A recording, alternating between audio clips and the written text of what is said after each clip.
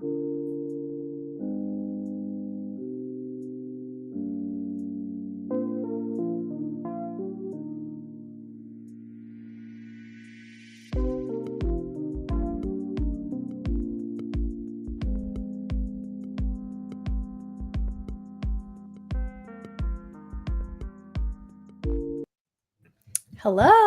Hi. Hi. Happy Sunday, everybody. Welcome to another Lazy Gang stream, the first one of 2026. Yay! Happy Yay. New Year of writing. Yeah. I hope everyone had a wonderful holiday. Hope everyone had a great New Year's. How's your January been so far, Malin? 4 days into 2026. Oh my God. I feel like it's been a combination of being very stressed at the idea of work starting again, then realizing that I actually did this correctly. For a second, I was like, oh, I should have taken that Friday off. And then the Friday was fine. And then it was like, oh my God, it's the weekend again. And I was like, no, you know what? This was a better slow get back in than straight into Monday for a whole week. So I think I feel better about that decision now. Good. But I haven't done much like writing or anything to do. Well, I've done some productive stuff, but just not writing directly. Yeah. So I feel like this stream is probably going to be me deciding on a plan, what I want to do for revising Rules of Survival, because I haven't started yet, but I would like to start this month. Amazing. How about you?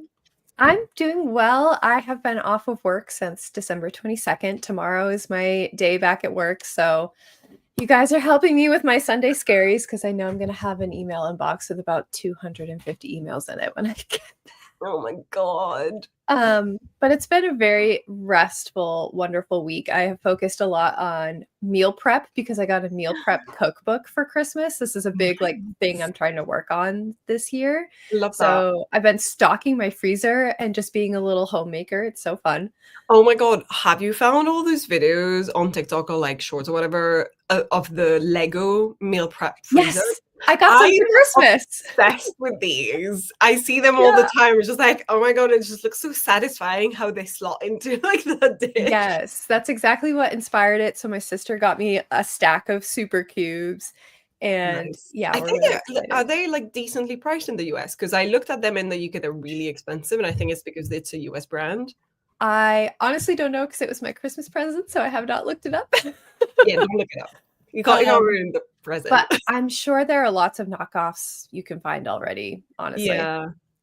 But yeah, I haven't done too much other than that. And then we hosted our New Year's party, and we have slowly been picking up the house since then. So I've just done like one room at a time. How many people at New Year's party? It wasn't that many. We had like maybe 15 to 20, but we rearranged all the rooms in our house to like make a food table and like have seating areas upstairs and downstairs in the basement. So like we did a whole house shuffle for the party. So you have to re-put everything back. I had a very quiet New Year's, but that's how I like it. So it's better for me.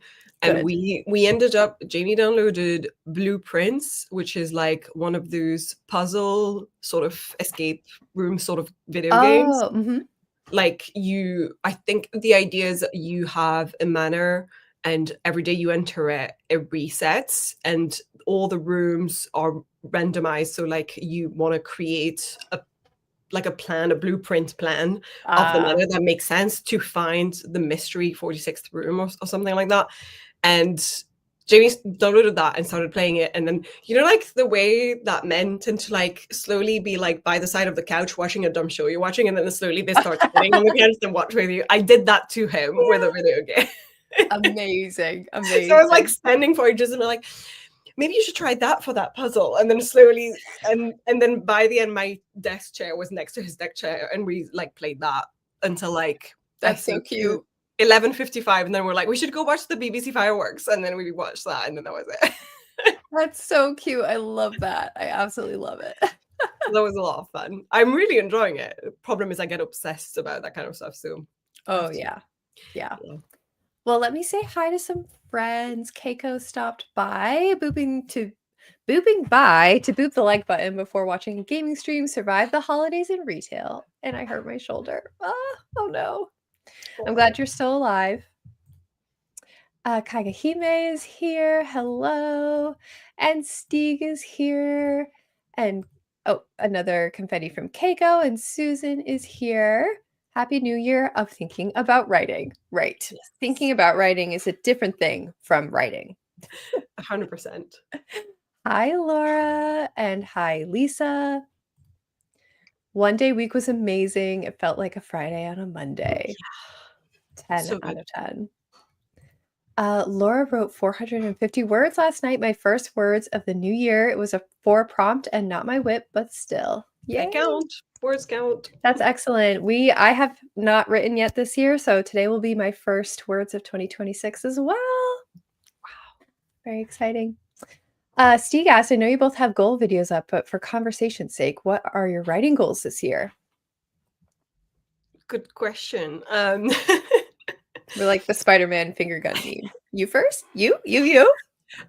So my writing goals are, first of all, not to set up too many writing goals, because I feel like I did last year and then was like, I can't do this many projects / drafts in 1 year.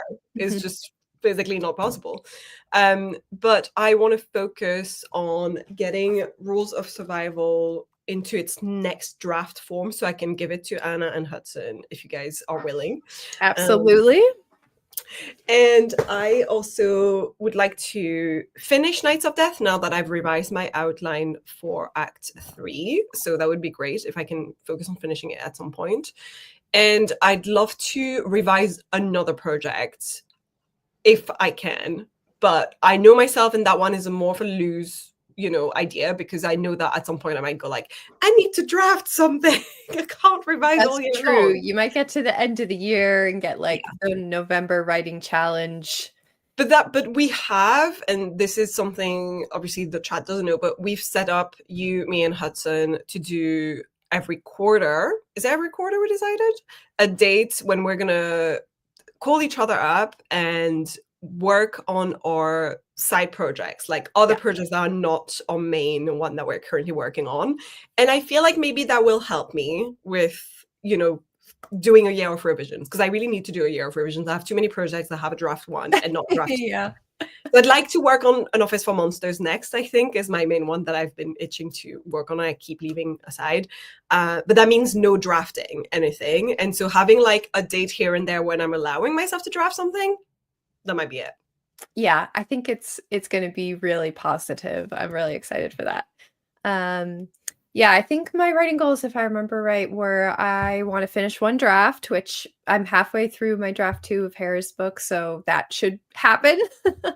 So low bar, but a bar nonetheless that I want to cross. And I think the other one that I'm most excited about is doing some character and world building for my old fantasy book that I am workshopping and want to just retransform.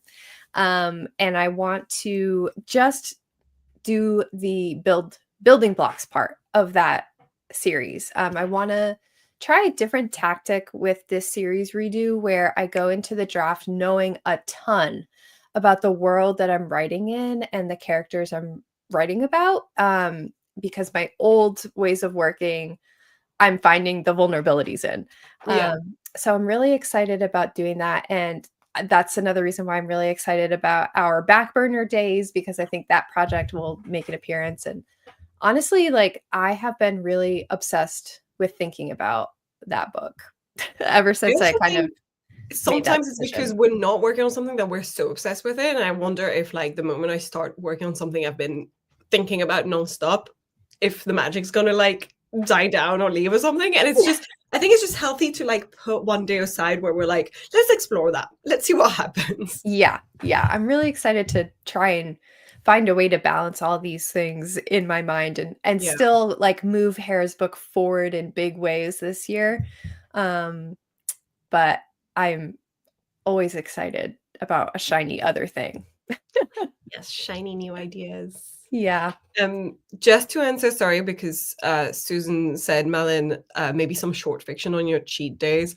I don't think I'm made for short fiction is the problem. And not because I'm a novel writer initially, but just because I think short fiction is very different and like really hard to plan and to outline in a way that makes sense. And I'm still figuring out my own methods and outlining and everything for like current regular long fiction. So I feel like I'm gonna stick to that. But if anything, I'm really impressed with the people who can write short fiction. I just don't think I can at this stage.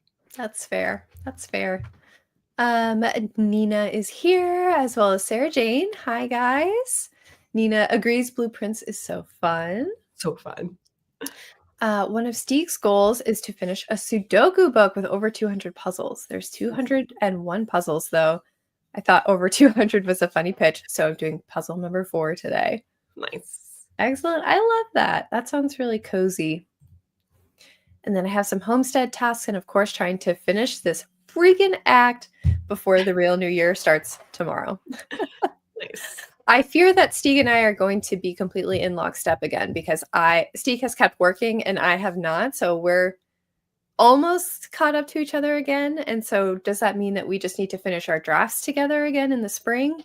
I think, did Stieg finish his act before the end of the year in the end? I feel like there was a moment where Stieg was like working on finishing an act.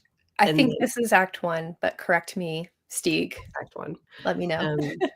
So yeah, you guys might end up syncing up again. I think it's really funny every time that happens. Yeah, I think we're like the tortoise and the hare where I make leaps and then I take a nap under a tree and Stieg just keeps going and that's how we stay together. Yeah. Been very consistent. Yeah. Leia is here as well as Marta. Nina is studying, but hope I'm done with this topic soon so I can start writing. And Adam is here. Hello, Anna and Malin. Rock on. I have like 500,000 items on my to-do list before going back to work tomorrow. So thank you for keeping me company while I do everything. Oh, good luck. Yeah, we are definitely fighting off the Sunday scaries today. Yeah. One of my writing goals is to make a tracking sheet like Malin did with a writing year wrapped. That's cool. It's honestly, you can also retroactively do it sometimes. There was like a month when I was like, I did not keep track of anything I did in March, but I sort of knew what I worked on and I went and counted the word counts and then like sort of randomly put them in the month where I thought it made sense, just to have a full sheet. I think that's fine. You can make it up. It's all right. Yeah. We have some lines from Laura. Yes, my snowdrop, even after I confessed my change of heart and true feelings, whispering to you I had fallen body and soul, that your lips tasted of divine honey and your breath was my oxygen, feeding the flames of my devotion. Even then, it was all a ruse. You played your part beautifully. Oh. Mm-hmm. Very poetic. The drama. Hi, Kat. Sliding in to hit the like button and leave some lurking time. Thank you, Kat. What? Others I still have to think about, but finishing a draft counts, and yes, it does. Quarterly side day project sounds so fun. Yeah, I'm really looking forward to it. JK is here. Happy New Year. I really enjoyed doing my monthly side project day challenge ages ago, but it felt a bit too time-taking. Quarterly sounds a lot more manageable. Yeah, and I think keeping it in the quarterly box will keep it from taking over and bumping my current project out of its spot. And I need to like still stay focused on the main project at hand and don't want to risk getting totally distracted. Once a month, I feel like I would just be like, okay, now I'm just working on this. Yeah. Maybe you'll start thinking about your main projects on your back burner days. Exactly. There's a risk of a swap. But that would be a good risk because then it's like, okay, I'm back on track. Yeah. I'm implementing a 12-hour reading challenge day in Q1 to help get down my physical TBR. I love this. Yes. Sounds like a nice thing to do quarterly too. I do feel like reading goals are also like I kind of see them almost as they go hand in hand with writing, because I'm just sort of like, I can't do it all in 1 month. And there's like times when I'm just like, this is more for writing month and this is more for reading month. So I often need to like think about both goals at the same time, reading and writing. Yeah. Got to keep both of them going at the same time. So it says, fair. I just know for me, short fiction is great for letting me briefly shift gears without getting completely sidetracked. Yeah, but I feel like I would need to know more and understand how to write short fiction first, and then that would feel like homework instead of a cheat day, you know? Yeah. Maybe writing some fan fiction. Yeah, but I haven't written fan fiction in a long time. I don't think I'm a fan enough of anything to write fan fiction. You know, I feel like I'm not obsessed enough with anything to be like, Yeah. yes, I want to write fan fiction of this Okay, now. so new goal for 2026 is to get into a fandom. I don't want to. Those were unhealthy back then. Do you remember Super Hulock? What the fuck was that? Yeah, no, we can find a healthy place. Yeah. Lisa's also doing Sudoku, which is great. I don't know what this was about. But I like the sentence. Yeah, I'm glad you treasure it. Bombastus is here. Hello. It is Act 1. I have not even 1K words left.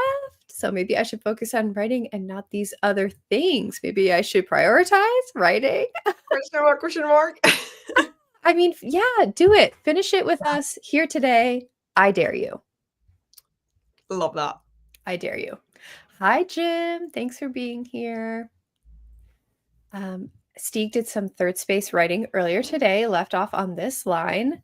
The grip of his fingers felt like lightning prickling on his skin. The warmth of them spread through his arm, into his shoulder, and into his chest as his breath became shallow. Cassidy allowed himself to gently be pulled into the compartment. What's happening? Oh! Breath became shallow. Uh-oh. Excellent. Tell me more. Yeah, you are picking up at a fun place. Oh my gosh. Jim said, my God, this is like my first live sprint in 3 months. Also haven't written in 3 months. That is okay. I am in a rusty spot too. I'm so rusty, I forgot to send Malin the link to this live stream, and I was just going to show up. Because obviously I don't know what time you wake up at, and I'm just like, it's a Sunday, you know? I don't want to be like, hey, are you awake? Did you set it up? Can I have the link? And I haven't written in about a month, so when I open my draft, it's going to be a bit of shock. Hi, Wendy. Each day of January, I'm writing one comedy sketch. Today's is quite a loony one. That's a fun challenge. Hitting the ground running. Laura has 2 fanfics on AO3 I need to finish writing. Yeah, this is the other problem with fanfiction, is that it becomes a full-time project and not a side project. And I don't want to be sucked into it. So no offense to everyone who writes fanfiction. I get it. I just don't want, not for me, not this year. I don't want external accountability. No, thank you. Yeah. While I was listening to the chatting, I finished my summary for studying, so now I can start writing. Excellent. I'm glad we were able to yap for 19 minutes. Of course. Love that for us. In hindsight, I should have chosen a crossword book. Makes more sense as a writer, but oh well, I'm committed now. No, I love the Sudoku. I love a Sudoku as well. It's fantastic. I'm in between projects trying to refill the well before brainstorming, so I'll be sipping on some strawberry tea and reading most of today. I love that. Strawberry tea. Sounds good. Hare and tortoise friendship. Hi, Bree, wherever she is in the writing internet. Hello. We have some other hellos. Laura's a rusty spoon right now. Haven't really drafted in like 3 months. Yeah, I feel like a lot of us kind of like did a little slide into the end of the year, and we're getting back into it. Yeah. Leia's trying to finish draft 3 for the end of the month. Excellent. That's so exciting.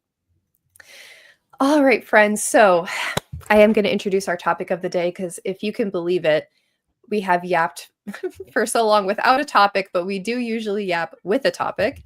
And today is kind of on the topic of, like I said, I've been thinking a lot about trying to take a new approach to brainstorming and generation. And I've kind of been obsessed with character creation the past couple of weeks as I've been thinking about like what I could do different with this new series and also with my Harris book revisions. I'm focusing a lot on changing Hera's internal arc, giving her love interest an actual character, inserting new characters that weren't there before. So this has really been on my brain. So yeah, we're going to chat about this, and I want to pick everybody's brain and steal all your good ideas. So I will introduce our first question, and you can have a think on it, and then we're going to do our first sprint of 2026. Crazy. So my first question for you all, what character prep do you do before you start a new draft? So if you do any like character prep in a document, tell me like what specifically is in your like character sheet, as it were. What do you have to get down on paper or formulate for you to feel ready to start your draft? Specifically, what are those things? Because I'm thinking about designing a whole new character sheet for myself. And I'm crowdsourcing you all for ideas. Love this. Yeah. So be thinking on that, and we will get back to it after our first sprint. I'm gonna do the beautiful, beautiful winter timer that we love so dearly. How long do you want to do, Malin? Do you want to do a chunky or like a 40 minute or slower getting back into it because it's the first one of 2026? Oh boy. Let's compromise and do a 35. Sounds good. 5 minutes to fuck around and 30 minutes to find out. Exactly. I can't wait to find out with all of you. So good luck and happy sprinting. Are you sharing it? I'm sure not. Sure not. Like I said, rusty. We're good.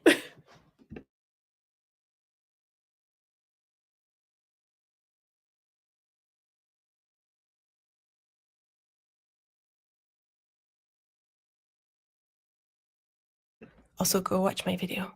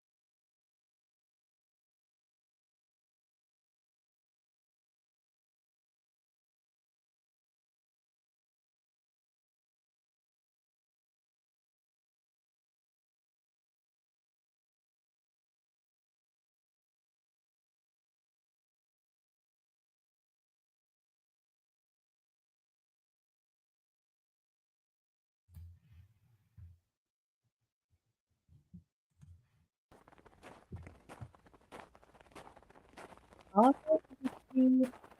Good work. Yay! Okay. That's the end of our first sprint of 2026. You're coming in and out the sound. Can you like speak a little bit more? Just Hello? yeah, this seems to be fixed. I think it's because you talked at the same time as the sound was coming from the video and your mic tried to balance the sounds. Okay. So we're Yeah, good? yeah, we're good. Okay. Like sometimes it needs to get used back to, oh no, this is the voice I'm listening to. No worries. How was your sprint? It was good. So I ended up deciding I'm going to take things slow because it's January. I haven't done any writing in a while. I haven't done any revisions in a while. So my first step is a very slow one. It is color coding tabs. Ooh, that's fun. Basically, I know I'm going to end up with like tabs on every single fucking page, which is fine. I have a lot of sticky tabs. Like I have more than these with me. But I want to not do everything all at once and instead take like one thing I need to fix at a time. And so I'm color coding things that are just wording that I can either fix for this draft or ignore, which is like in a yellow. Here, this makes more sense. In orange is like more like, oh, this section is boring, rewrite this or remove this or add that. So a little bit more complex, but still about just the writing. Okay. In blue is any tech stuff. So anytime I have tech mentioned so that I can keep it consistent. In purple is any world building stuff. Like I think I'm pretty much going to have to make another map, which is going to be the ship that they're on initially because it needs to be consistent. Things like that's world building stuff, like names of places on the planet. Anyway, world build. And then in pink is people wikis. So I need to make wiki for each person and make sure I keep track of, like, for instance, Axel, when he talks about people in his POV, he's always talking about them by their last name. And I need to make sure I get that consistent and things like that. Yeah. And anyway, and then in green is just consistent bits where I noted for myself, check, I did that. I foreshadowed something that might not have come back around. Or like at some point I was like, oh, between this point and this point, it took them 2 weeks. And then they come back at the very end and I'm like, they're just a couple of hours away. And I was like, girl, no, they're not. They're 2 weeks away. Awesome. That sounds really fun. And yeah, nice way to just get your feet wet. Yeah, it's just sticky tabs at the moment. That's all I'm doing. And also reframing it. And one thing I did, which I hadn't done in the previous revision drafts that I've done for anything else before, but I'm not putting a sticky tab for it, but when I was making comments, but like, change that, this is boring, blah, blah, I left a little heart next to every part that I was like, I'm really happy with this. Just to make sure, one, that I remember to be proud of myself, and two, that I don't change that if I really liked it. Good. I'm so glad that was a part of it. Yay. Yeah, it's not just criticism. That's right. That's right.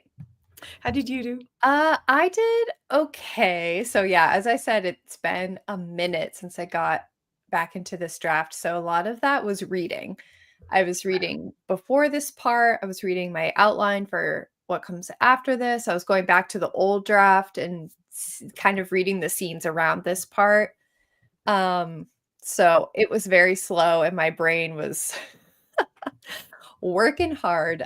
So I only got like 200 words there. When I I feel like finally did start. rereading is such a long and essential part of the process, but it's Oh, normal. yeah. We all have to do that. Yeah, I think it definitely didn't help myself that I left off on a scene that in this little sequence that I, like, really didn't like in the last draft, and I'm Mm. still not sure I like it, and I had, like, written notes to myself like, "Oh, I think I need to change it to be this way." And I just don't feel like doing that change right now. That's fair. So, yeah, we're getting into it, but, I'm just really happy to have the draft open because I have just been ignoring her. Yeah, you're now officially back into it. Yeah, I am. Let's see how everyone else did. Nina started with my chapter outline. 2 of 38, that's a good start. I wrote a singular line and then fell into a research hole on when to pack away Christmas in Norway. I Well, think it's in the rest of Europe, at least, it's normally the 6th of January. That's when you're supposed to do it. But I don't know in the US. I think it's whenever you're sick of it. Well, I think there's something about luck involved if you do it after, and you're supposed to keep your tree up the whole year then, if you haven't done it by that date in Europe. So Oh, there's something okay. along those lines. I don't know if it's the same in Norway, but yeah. Oh, yeah, I don't wanna test the goddesses of luck. Yeah. Just started and already 180 words in. Excellent. I did write a little prompt to get in shape and then 182 words in my draft. Well Nice. done. Jim did some vlog filming, which is okay. I love using vlogging as procrastination. Also, sometimes it's not procrastinating because I also did a little bit of vlogging because I need to start a new vlog for this. And I feel like if I hadn't, I wouldn't have started. I need to get myself back into it. And I feel like vlogging is part That's of it. fair. It can be So, a little kick, a nice yes. kick. Yes. A line from Stieg. I shouldn't, we shouldn't, Cassidy said, but felt himself not wanting Benjamin to stop. They totally should. They totally should. I think they should. He's going to be like, it's robbing this bank. Yeah, yeah. Katie is here. Hello. As well as Wallace, getting ready for a friend coffee hang. Love to hear the Lazy Gang voices in the morning. Hi. Happy time zones. Elisa took my pills and went downstairs and then procrastinated. That's The okay. way my millennial brain went, I took a pill in Ibiza. I took a pill in Ibiza. And then I That is like that was the procrastinated. rest of that sentence for me. I'm with you. Susan got 200-ish very slow words. And as Jim says, 200 words in 30 minutes isn't awful. Pretty good. Yeah, I feel this. Yeah. Back when we used to have a tree, we kept it until the needles dropped. That's a good sign too that it might need to go. In England, I feel like people just get rid of their tree when they're like, oh, the bins are coming to collect the trees on that date. And if we miss it, we miss it. Yep. So Yep. It was so dry and withered, says Leia. Yeah. Wallace is taking down my tree tomorrow and switching over to ski season decor. love that. Or Tuesday, since that's Epiphany. In Norway, it's traditionally done on the 13th day of Christmas, but before Christianity, we did 20th day of Christmas. And I wanted to know what the most correct opinion. Excellent. Capricorn. This is so Capricorn. I love that. They should. I think this is for Cassidy and Benjamin. Yes. Sorry, I was scrolling up to get the name. I think a lot of people pack it away January 1st now because we put it up so early. But when I was a kid, the Christmas tree was put up December 23rd. I mean, when I go back to Brussels every single year, I arrive on like 21st, 22nd of December usually. The tree's never there. We always have to go buy the tree that day I arrive. And we did. It was the 21st of December. Oh my gosh. Every single year. Are there any good trees left? Yeah, because I mean, to be fair, where we went to buy it, as often you have like parking lots of supermarkets is where you'll buy a lot of the trees. That's usually where they sell them. And it was great because it was like the underground parking lot of a supermarket that's really close by to us. So like you literally park your car and then the guy helps you put the tree in the trunk and then you can leave. So it's so easy. Just take all the whimsy right out.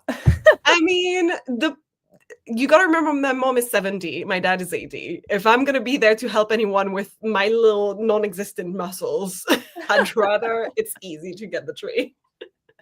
That's fair. Oh, I love that the royal family is what he's going to emulate. Yeah. Yes, this New Year's to avoid bad luck thing. That's just the first I've heard of it. Yes, it's after New Year's, but it's also before the 6th, because the 6th is when the wise men arrived with the incense and everything. You know, like the gifts that they give to Jesus. Yeah, Epiphany, right? Yes, thank you, the Epiphany. And so to celebrate the Epiphany, you're supposed to be done with the Christmas trees. Okay. Little Christmas Eve, that's so cute. I love that. Generally don't want it up too early. Yep, that makes sense. Yeah, I agree. back when I was part of an actual comedy troupe, I wrote a Christmas sketch that contained one of my favorite lines to use out of context. Who wants to hear what it is? Definitely. I think you have to. Leading up to Christmas is all do for me, so I need time after to just enjoy. Oh, I love that. Yeah, that's so true. That's so true. Yeah. Okay, I want to talk about our first question about character prep. What do you need to prep before starting a draft? What is your like bare minimum? And if you write some sort of character sheet or reference, what specifically do you include? My initial reaction at that question was character sheet, because I used to hate character sheets, and I think I still do. I don't like a character sheet because the formulaicness of it takes the joy of writing out of me. Like, it's Yep. just like, what do you mean I have to stick to that? I would, like, I've always seen them online and always thought, if I do one, I will not stick to it.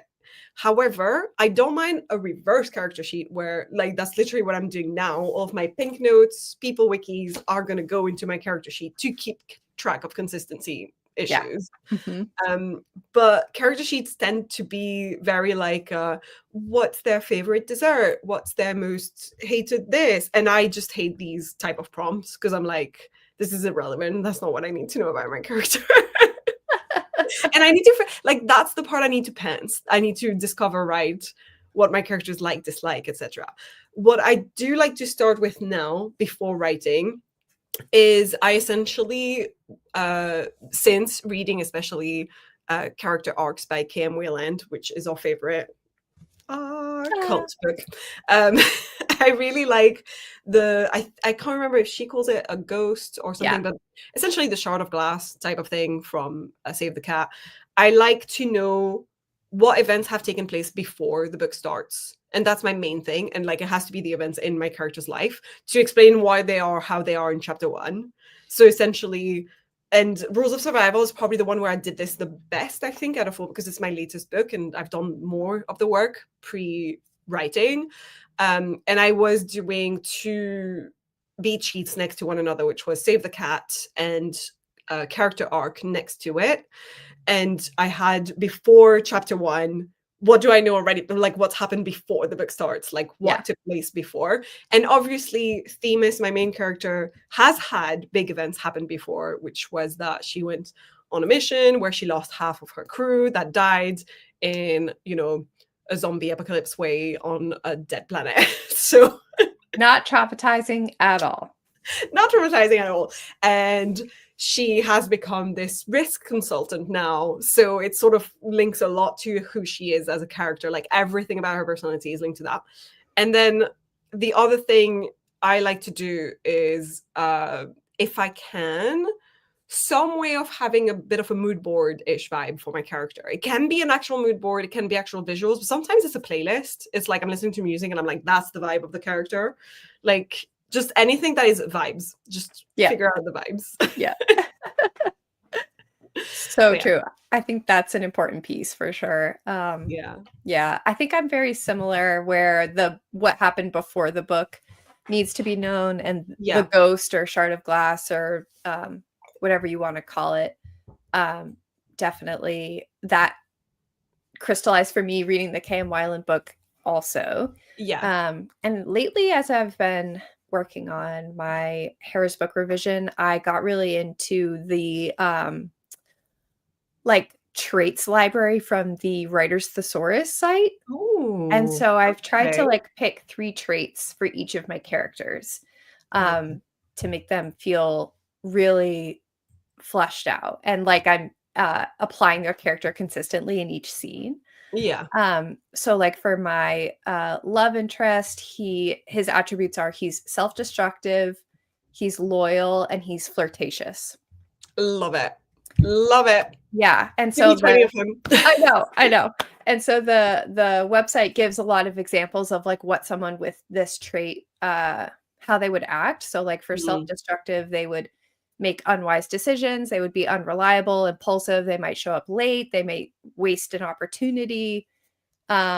excessive sleep habits. Like it gives you a lot of ideas of stuff that you could do to That's actually really like good. I portray should have a that. look at that. It is awesome, and I think I'm gonna collect all the books, once I decide I wanna just, like, drop some money. I think I wanna have physical copies of these books. Well, that would be such a great idea for like, when people are like, oh, how are you going to reward yourself after you finish this draft or this or that? It's like craft books that are a bit expensive. This actually, by the way, Christmas gift. I finally got Oh, it in physical format.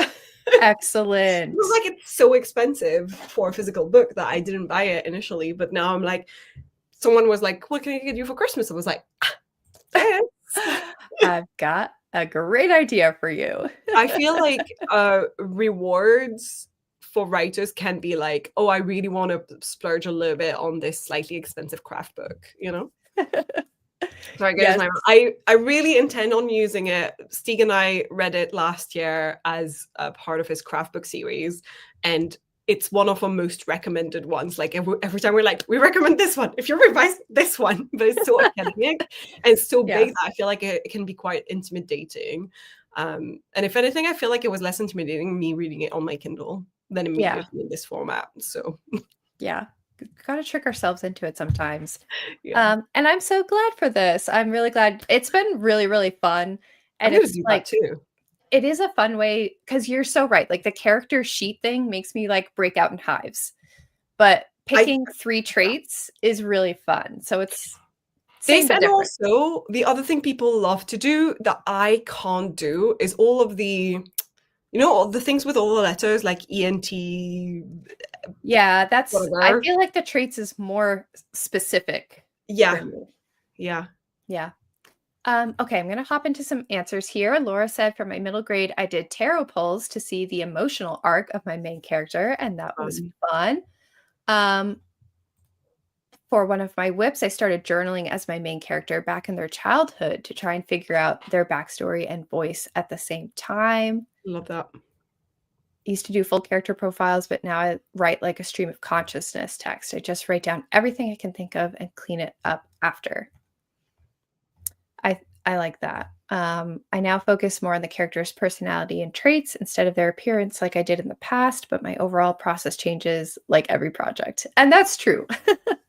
Yeah, I've done that. Yeah.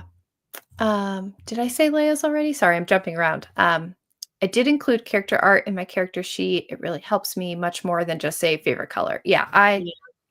like is there unless it really comes up in a scene, favorites are really not helpful to me. Which is so funny because the immediate thing that pops into my head when people say that is the scene in the Hunger Games where they're like, "What's your favorite color?"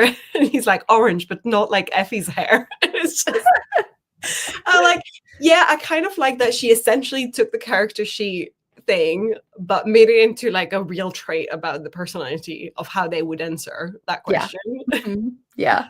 Or like it always makes me think in Baldur's Gate, there's a character who you're like trying to romance, Shadowheart, and you learn her favorite kind of flower. And if you pay attention, you will find that flower in the game. And if you give it to her, that's like points towards your relationship. But like, Nice. you know, favorites don't always have like a way to advance anything. No. Yeah. Yeah. Susan said, want, need, secret, ghost. Sometimes look at Enneagram types. That's what they're called. Yeah, I can't do those. They're too vague for me, I think. And it's just too much all at once. And I'm just, yeah. But sometimes I'll be like, oh, that character is such a Virgo. Or this character is definitely an Aries. So I I don't get know if that. that's any better. I have a character sheet that I almost never use, but I think it's important to know what a character wants, what they really need, and how far they're willing to go to get what they want. Yeah. I also like to know some basic formative moments, often a ghost of their past, and a basic personality profile like MBTI or Enneagram, so that I can understand how they will react to and approach life. Yeah, I I like used basic formative moments because even it's not always the ghost. So sometimes it's just interesting to know, like, oh, what would have happened in their childhood to be the person they are. And like Axel has more of that than he has a Ghost because he doesn't really need a transformative character arc throughout the book. But I wanted him to be like, oh, he really loves his sisters. Why? And oh, because he's the middle child, he's got a younger sister and an older sister who's like the mom, basically. And like I've got this family dynamic that I imagined from his childhood that I'm like, that's sort of a formative thing about his character. Yeah, I think that hits on this as well, like just knowing about their upbringing, even if there wasn't like an event, capital T, capital E, like just knowing about their background is really important too. Yeah. I usually try to figure out a character's wants versus their needs, what scares them, that's interesting, and what's stopping them from achieving their goal, but I include details like their origin story. Nice. Yeah, what scares them is a really good one because then obviously you got to use it and scare them. Yeah, of course you do. Good morning from baby and I. Probably can't stay but have fun. Happy New Year. Happy New Year, Miley. Usually just come up with a concept and the characters are what happens to fulfill the plot. The only time I do research is when the character has a background I know nothing about. I don't think it works well with full-length novels, but for my novellas, it works just fine. That's fair. Yeah, and I love for both. It's just a different method. Yeah, I do love plot coming out of character, though. I think that's what I'm trying to course correct towards. I think it's also because you might be the same as me, but every now and then people would be like, oh, I'm more character driven or plot driven. And I felt like the character driven types of books were very literary and didn't really have much plot at all. And we're just like, this is all about the emotional arc of this person and that's it. And I find that really boring. When in reality, you can really integrate both together so much more. And I find that actually Sean Coyne touches on that in the story grid as well, and how these are two types of novels that mesh a lot more nowadays. Mm-hmm. So now I'm more, okay, yes, I actually do want to do this, but before I was scared of doing that because I was like, that's not the type of story I want to write. Yeah, just let me write my fun action story. Yes, I want an action adventure. Adam said, this one really depends. If it's a one-act play or a comedy sketch, the only factor I start with is how many characters there are. But if it's a full-length play or novel, I dive like Kwan Hang-chan into the backstories of every single character and end up with detailed biographies and timelines on a separate document. The number one priority for me is their relationships to each other. Have character X and Y met? Will they meet during the story? How much does one think about the other and vice versa? Does their connection to each other get stronger or weaker? Wow. I love this. Commitment to the bit. Yeah. Let me see. We got some other answers here. Skipping past our Christmas tree discussion.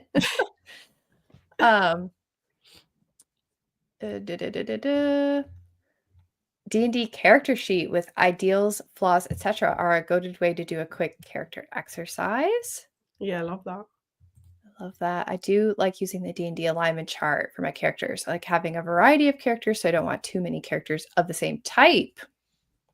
Yeah, that's a good point. That is a good point. Got to make sure you have somebody in there to bring the chaos, I feel, and also like the lawful commitment.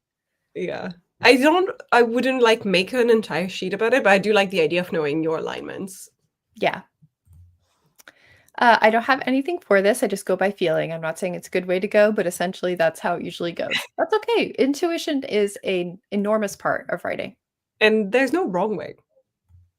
Exactly. I'm a huge outliner, including doing character prep. I don't really care what they look like, but I try to sketch their whole character arc, including wants and personality. I aim to figure out about 80% of their character arc, so I have a good grasp on their personalities, but I leave wiggle room for whimsy and shenanigans that happen along the way of drafting. That's so good. Speaking of character art, sometimes picking a comp actor for a character can really help. Actors generally have a style that can help with centering a character. That's so true. That's a good little like hack as well, I feel. I used to do all the things, personality types, zodiac traits, favorite food, drinks, what fruit they would be, song, color, and it did nothing. Yeah. Yeah. I feel like this reminds me of back in the day, even pre-fan fiction, when we used to have forums where you would play a character with other people and Yeah. Oh you'd my god. create a character sheet and you'd be like introducing the character and you'd have like a full sheet about their favorite food, their favorite color, their favorite, all of it. Yeah. No. Um, Katie said, most characters have a shape in my mind of what their personality is. My favorite tip is using zodiacs because even though astrology isn't real, who said? The descriptions can give detailed and nuanced ideas. Um, because even if I know what they're like, their outlines and additional details that contradict or deepen helps me come up with how they'd react to situations and other people. And you do have a lot of characters in general, Katie, I feel like. So Yeah. it's helpful to keep track, I think. JK said, I usually try to figure out a character's wants versus need. Oh, sorry. Did we say this one? What scares them? Yeah, you did. Yeah. Oh, I like this one. Who would they die for? Interesting. Or what? Who or what? Oh, that's a good one. Whenever I think of intense character sheets, I think of Japanese otome dating games that has every love interest, birthday, height, weight, blood type, and favorite food. Like blood type, that like when is that gonna come up? Like No, but it does. Like I remember reading manga back in the day, and like the characters would introduce themselves, and you'd have like a little mini sheet, and it'd be like blood type, O negative. Because I think Japanese people see it as like determining your personality type. That your blood type is going to help determine what kind that's of so person you are. interesting. I would love to know where that originated and what O negative means. It's so funny, Character arcs. Why? Let me just put a monster in a mine. right? I had to create 2 new story arc types to the story grid. They aren't needed, but I like added to what he's done for more specificity. Ooh. That is a lot of fun. I love that you're building your own resources off of this.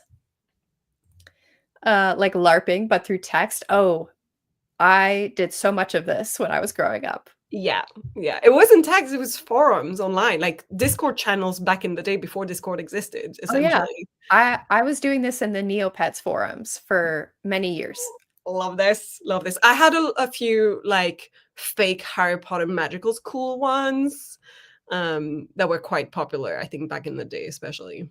Yeah, lots of Harry Potter. Yeah. And the advice from Kagehime is don't date a bee. Oh, and I think we got the out of context sentence about the Christmas tree somewhere. I saw that. If you can see it, please read it. I'm Let me I'm scroll back. lost in the chat. I will find it. I know I saw it. Oh, no, that's about having a live tree. Oh, maybe I won't. I swear it's oh, I got it. I got it. I think your tree got my wife pregnant. That was the sentence.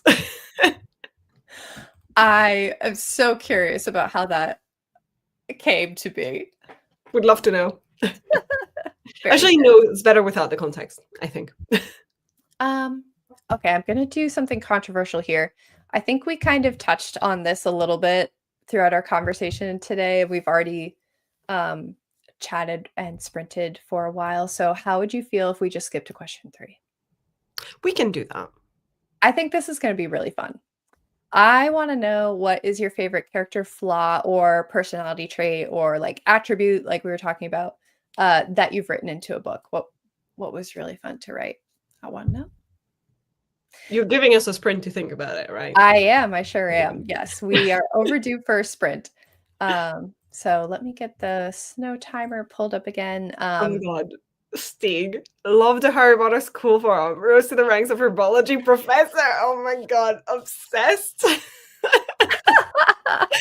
We all be grading other people's homework in the school library. Oh my gosh.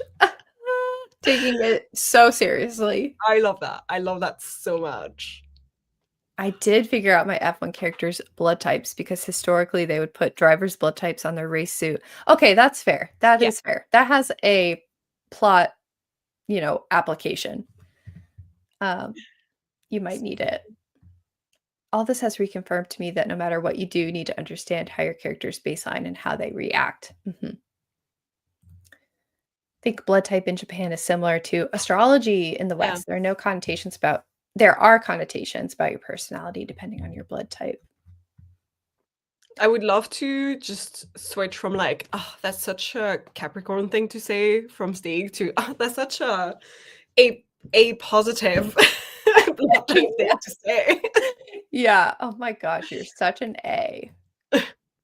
So Oh, yeah, funny. you're so AB about this. Okay, how long do you wanna sprint? Um, 40 or another 35 maybe? Yeah, let's do a 35 again. Yeah, that was good. I'm feeling delicate. That's okay. We can do a 35. Okay, here is just about 35 minutes. Good luck, everybody.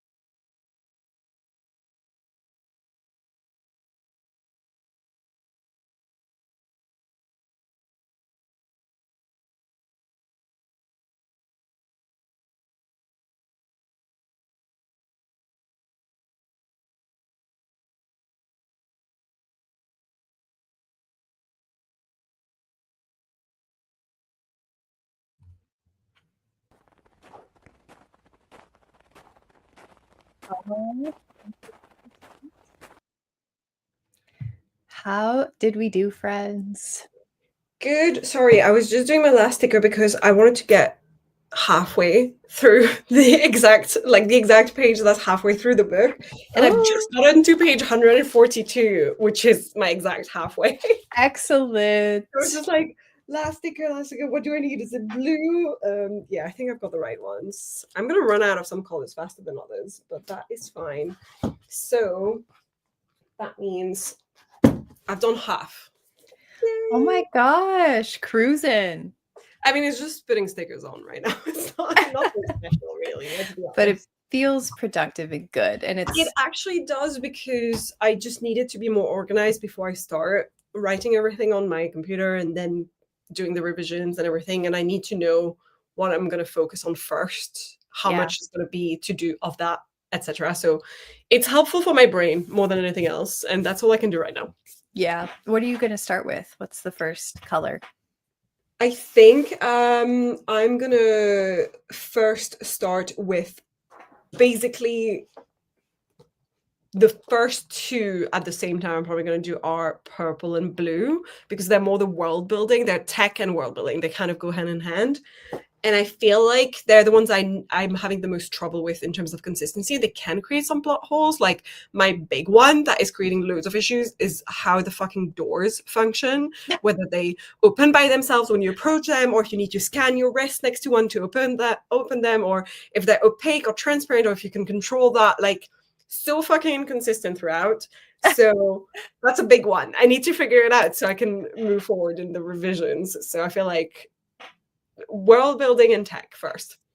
Does it maybe it could depend on what level of security place they're in, or like how old is the ship that they're on versus a new fancy ship? Like maybe it could No, but it's not in the ship, it's the space station, the planetary settlement. So so it's working differently in one place.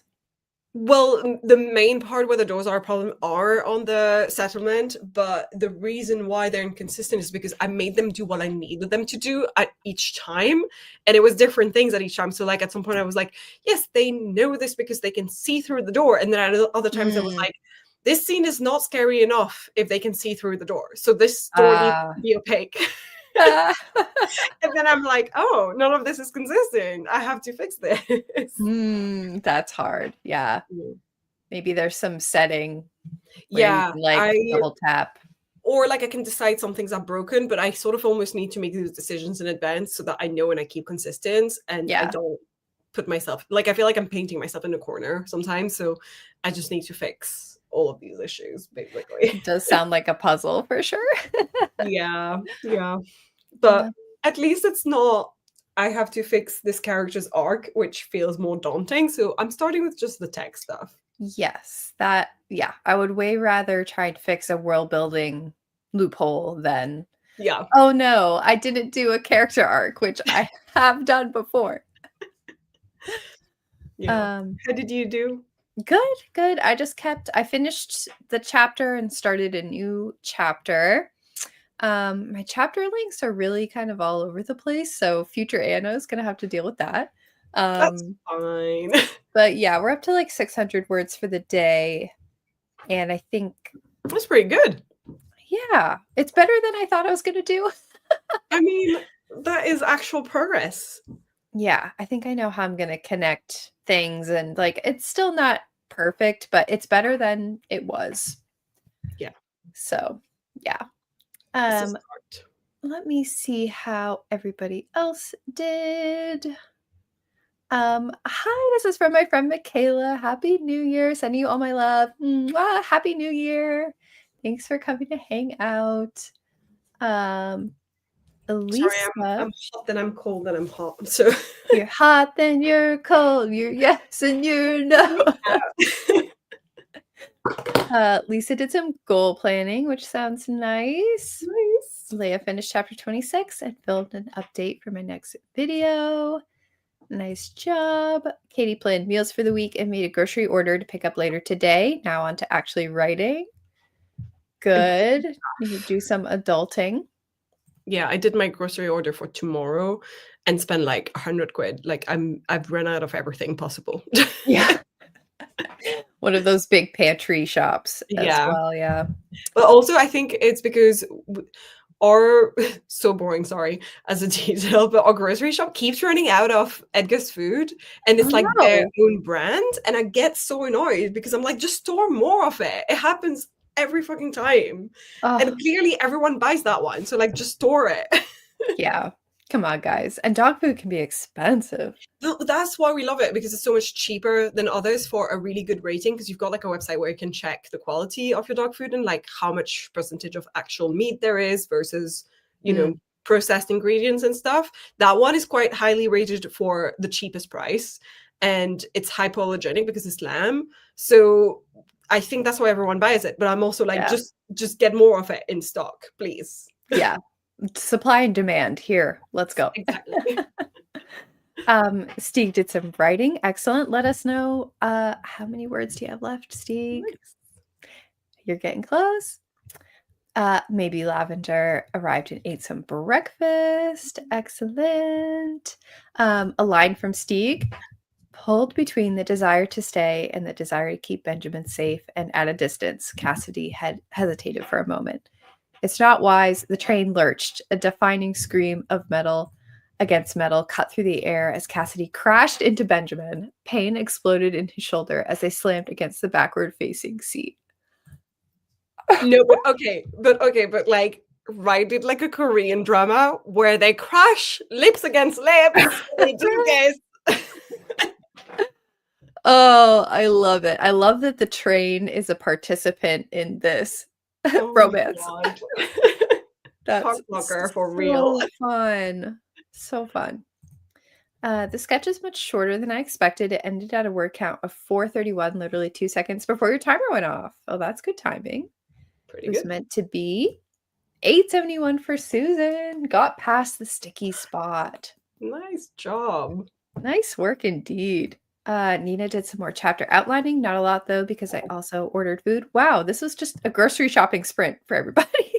I mean, it's the beginning of the year. We all need to do some admin stuff. Yeah, those cupboards may be looking a little sad. Alrighty, friends, let's talk about our last question of the day and the one I'm most excited to hear. What is your favorite character flaw or personality trait you've ever written into a book? It's a tough one. Had to think long about that one. I think one of my favorite character flows actually is probably not so much character flows, but like it impacts so much of my character's personality. Is in An Office for Monsters, my main character Rose has a big issue at the beginning of the book that although it's like paranormal urban fantasy vibes and everything has nothing to do with the magic side of things, it's that she's let very toxic friends into her life and Mhm. acts a bit like a doormat and lets them treat her like crap Yeah. all the time.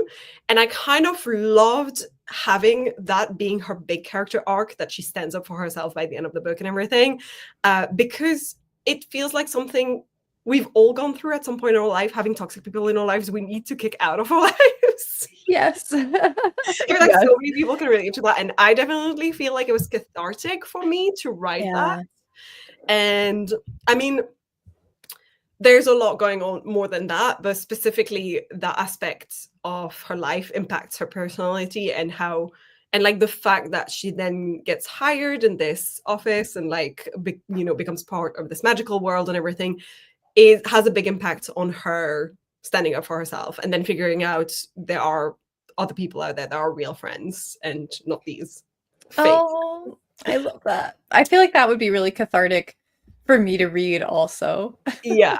I need to revise this book. I really do. But I Please, enjoyed please. writing that one.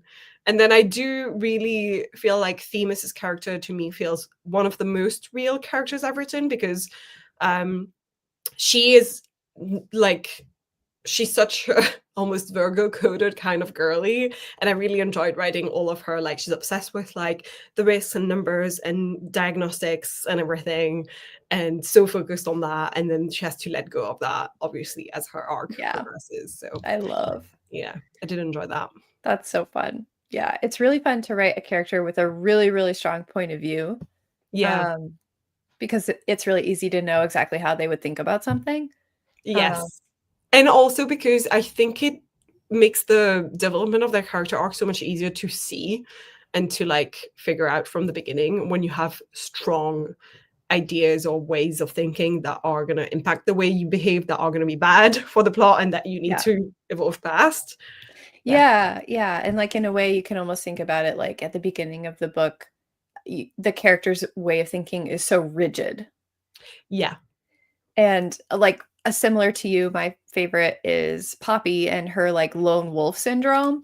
Yeah. And she's very stubborn about that and rigid in her thinking around that. And so then when I put her in a book with an ensemble cast and The cast kind of keeps being like, no, we're right there.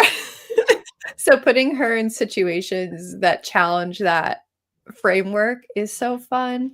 And just giving her kind of a persnickety attitude I love it. And was Poppy really does fun. feel like such a real life character. Like she really Oh, pops off the page, literally. thank you. Yeah, the other one I thought of was her animal sidekick, Nareth, who I think one of the favorite traits that was really fun to write was his like complete and total lack of like social cue Yeah. understanding, and just having him complete things going completely over his head, and him bringing a lot of like tension breaking, Yeah. because like two characters could be like really like having there's a lot in between the lines happening with them, and he just will not get that because he hasn't Goes been in straight over. yeah he's only been in the world for however so long. I do um love that. and so he doesn't always get the ins and outs of human And I think you've done a good social. job as well of writing that without it becoming an annoying trait, because I feel like sometimes it's a tough balance between something that becomes a gimmick and something that's more like a personality trait that is not like overwhelming Yes. to the reader. So it's a fine balance. But Yeah, there's even a part of the book that I really liked where, something happens, and for the first time, he gets it and goes, "I'll leave." And he's able to read the room, and it's like, yes, "Oh, this was serious." it's like he's learned. Yeah, but he's just so adorable and fun to write. Yeah. Let's see. Steek said, "My mentor character is a foodie, and I did not plan that at all. It came from a throwaway line. Never mind," she sighed, and rose too. "Take us to the food." Love it. Love Love it. it. Love it. Love it. Um, Nina said, "Extreme denial. I loved writing it slowly crumbling until they went from their optimistic denial to the painful truth." Oh, your dramatic one. I love this. I'm not gonna lie, Nina, I might put this in my story seeds, because that is a really interesting arc for sure. But so sad. Or my screenplays where the dialogue was written entirely in poetic verse, the main character was utterly consumed by knowledge, almost a Faust archetype, except she didn't want to make a deal with the devil. She wanted to become one with the devil for the ultimate insight into how evil worked. I So can cool. see that being a really interesting trait to work with. Oh, yeah, I'm sorry this one didn't get across the finish line, but that doesn't mean it won't ever. There's still time. Love to see it in the future. Susan's current whip has a character who's afraid of the dark, bit of a problem when you work in an underground gold mine. That's actually the perfect character to do that with. Oh my gosh. Are they doing the gold mine thing to conquer their fear? That's so funny. So funny. My pastry chef main characters are characters who are stubborn and accepting help into the fact that they're way in sorry. They're in way over their head. That becomes a problem later on in the story. Won't tell how though. Love Yeah. it. I love a character that starts out stubborn and rigid. It's really fun. My my absolute favorite character type to write is the bright sunshine character who has darker secrets, and they project an air of being totally fine and happy but are really suffering. Not the Uh suffering. I actually really love sunshine characters who have a hidden psycho inside of them. I think that's my favorite trope. It's like they're adorable and everything, but then the moment you hurt the one person they really love or something, then it's like, oh yeah, I'm gonna kill you, but happily. I Inner love this. psycho. I love this. I love Sunshine hiding a bunch of things. That's Yeah. awesome. Um, Let me see here. Wendy said, I once had a character who carved his initials into everything because as a child he had little and it would get co-opted by siblings. And then it ended up being a big plot key. Ooh, I I love can imagine this. that. That's very Yeah. cool. And that's such a real thing about siblings. Like I Yeah, have two siblings around my age, and growing up, you put your name on everything. You're like, so don't funny. touch this. I get it's so funny because like every now and then, especially when it comes to like food items in the pantry or fridge, I'll have to say to Jamie, I'll be like, "You are such an older brother because I would never do this. I would never take this and not replace it or ask the person as a little sister myself. Oh Like yeah. that's not how you behave." Oh yeah. Oh yeah. So many fights. Yeah. We have some lines from JK. He stepped closer to close the physical distance between them. It's his first time dating someone too. Letting out a noticeable exhale he played with. But don't worry. I'll treat her like the princess she is and then some. Oh, Love it. cute. We love it. Right now, one of my characters from Bones has no impulse control, and it's really fun to have him make big decisions with no thought. And sometimes it works out great, and sometimes everything explodes. Now that is proper chaotic type of character. I do love a bit of Yes. chaos. I love the chaos. Bye, Jim. Thanks for joining. I'm sure you're gone off already, but thanks for being here. We have a link for JK's newsletter if you wish to peruse. My little sister always took without asking and never replaced. Yeah. That's crazy because I've always felt like it was the other way around. Like older siblings take everything for granted because they already had everything, Mhm. while younger siblings have been like scared of taking anything that isn't theirs. Yeah, yeah. I think for me it was my sister and I were close in age, and so like we just shared a lot. Like Mm, everything was very like blurry between us. And then so if you did want something to be only yours, it was kind of yeah, like, whoa, what do you mean? What do you mean I and it can't is. play with that, touch it, or whatever? It definitely impacts like who you become as a person in later in life. Because like my mom is a triplet, and having like her own stuff was so essential to her because she's like, I was a triplet. We had, and also younger siblings to older siblings Oh on top of yeah. being a triplet. Yeah, my grandma had 5 kids. So so it was like, oh, not only do we get hand-me-downs from our older brothers and sisters, but like my birthday is shared with other people. Every day that's Yeah. special is shared with other people. Oh, yeah, that's so true. That's so true. Yeah. We have a funny line from Adam. Will you pipe down? I'm trying to be demon possessed here. Love it. I love intentionally trying to be possessed. That's great. I love it out of context as well. It would fit so well in an office for monsters. I have a scene where she accidentally goes in the wrong meeting room and interrupts a ritual that looks very dodgy. It's like, I'm so sorry. And they're like, happens all the time right across the hall. They're like, yeah, we actually booked this meeting room for 2 hours, so sorry. Yeah, you're in the wrong one. I love that. Playing with one of her curls. No worries, no worries. I wonder if age difference affects that. I think it absolutely does. My siblings and I shared a lot, but we knew that if there was any kinds of sweets in the pantry, our father would co-opt it all first. Yeah. To this day, I have to put initials on my leftovers when I visit my parents because my dad will do the same thing. That's so funny. For us, it's more like the chocolate boxes. If there's a chocolate box or like and it gets open, my dad will finish it. Like, and it's gotten worse with age. And like when I was home, they kept buying these fancy boxes of chocolate that are really nice from this nice shop. And like my dad would go like, "Oh, we're running out. Like we need to go back." And my mom was like, "I refuse to go buy you more than once a week." Once a week. They're huge as well. There's like 3 layers. Oh my god. It's a problem, an That's actual funny. problem. He's gotta get it on subscription at that point.